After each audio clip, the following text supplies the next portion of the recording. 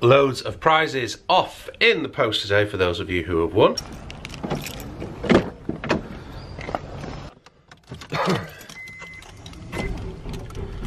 Oh dear. What?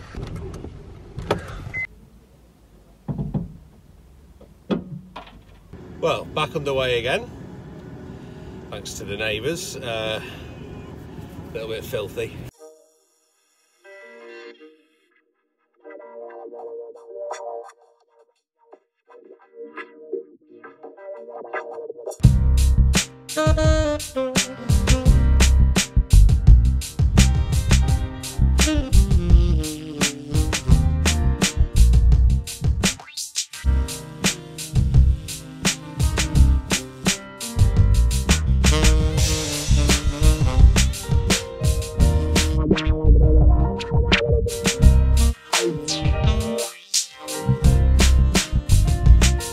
Waze is on CarPlay. Hey! Apple Maps is just so bad that to actually have Waze on CarPlay is fantastic. If you don't know already and you haven't used Waze, W-A-Z-E, highly recommend that you get it. So let's talk YouTube. Last week, Jeffrey Cox, hi Jeffrey, sent me a link to an article which was on the Guardian website, and it really...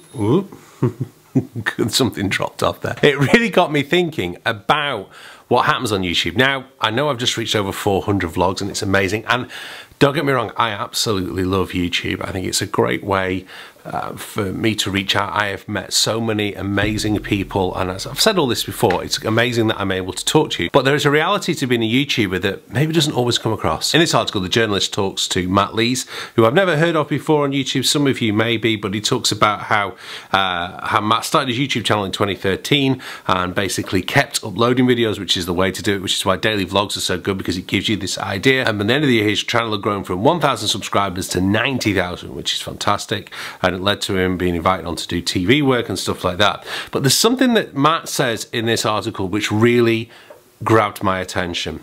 And he talked about how he was getting exhausted and getting increasingly tired and a bit more provocative in his work. And it says here, yet the angry, provocative quality of his videos seem to only be making them more popular. And Matt says, divisive content is the king of online media today, and YouTube heavily boasts anything that riles people up. It's one of the most toxic things.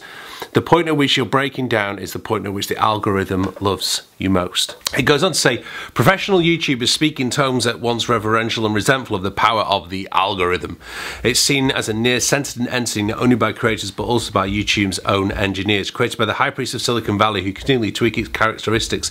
This is the programming code on which the fate of every YouTuber depends. It decides which videos to pluck from the Niagara content that splashes onto YouTube every hour, 400 hours worth every 60 seconds, according to Google.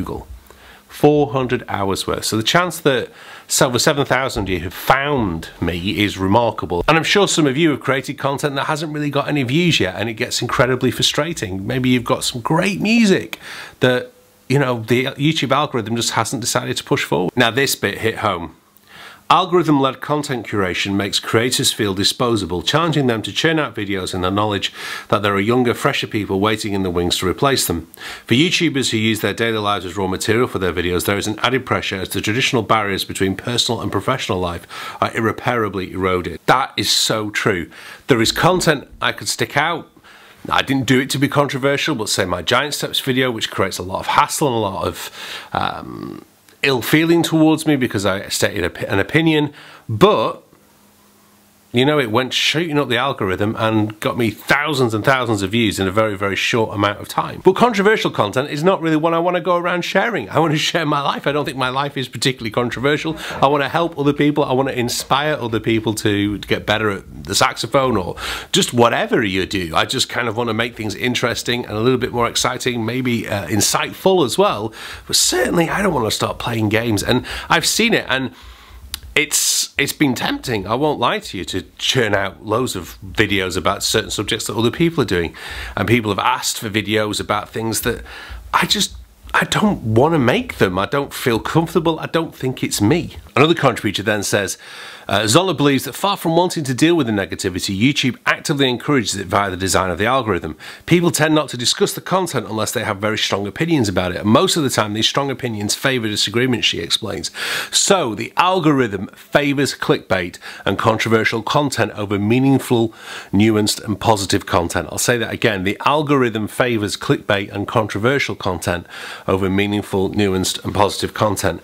I want to continue making nuanced, positive content. Like all YouTubers, Morton also feels the financial pressure of the system, which typically pays between £1.50 and £3 for every 1,000 views. £1.50 to £3 for every 1,000 views. Most of my videos reach about 400 or 500. So it doesn't take a genius to work out how much money I'm making from these YouTube videos. But there are ways you can help. You could head over to Bandcamp with links below, buy some of my music. That helps, okay? That really does help, and you get some great music. You could go to CambridgeSaxophone.com. There are 4 free saxophone lessons there, but free doesn't put dinner on the table.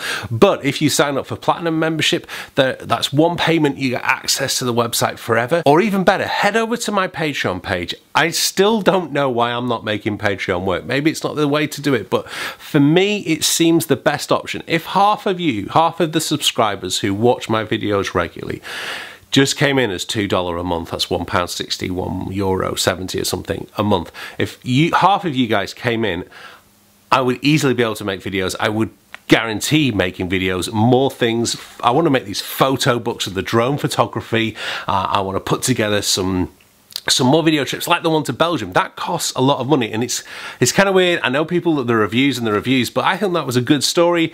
I really enjoyed making that, but I got up at 5:30 AM in the morning, travelled all the way to Belgium and back, got back late, tired myself out for the rest of the week. But the video that got the more views that week was a little arpeggio exercise. 3, 4.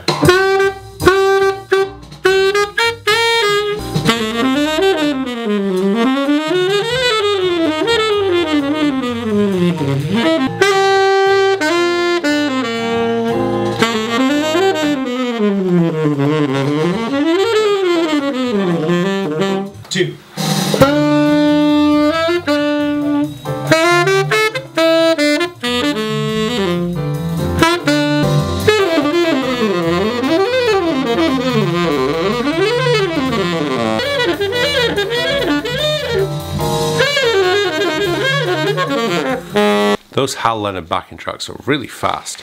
Anyway, rather fortuitously, as I posted the Chris Potter one after Don today, thanks to Roberto's, they've sent me the Joe Lovano one, so I'm going to come watch this now.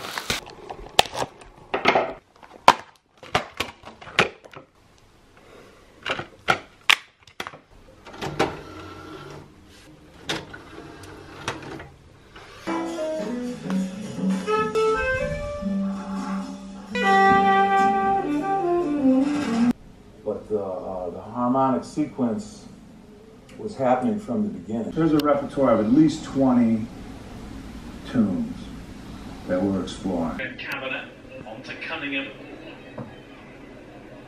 Robbie Keane will attack that with David May. And McNulty comes out to claim it. May's strength are just key off that. Definitely a time I wish I still lived on the island of Ireland. Roy Keane in a Man United shirt again. It's a tribute, a testimonial match to Liam Miller, who played for Man United, Celtic, Sunderland and a few other teams. Sadly passed away owing to cancer earlier this year or last year. So they're doing a testimonial match, but it's just amazing seeing some of my old heroes back in the flesh again, back in United shirts. Just to be absolutely crystal clear, I am not saying that you, YouTube or anybody else owes me a living. not the case at all. But what I want to be able to do is be able to sustain making some great content for you guys, as I have done. And I just want to enlist your support in being able to do that. So please do head over to Patreon right now. If you're interested in the rest of that article, it's also linked below. This is what I was up to in my last vlog. This is what I was up to this time last year. Make sure you hit the subscribe button if you don't already, and I will see you really, really soon.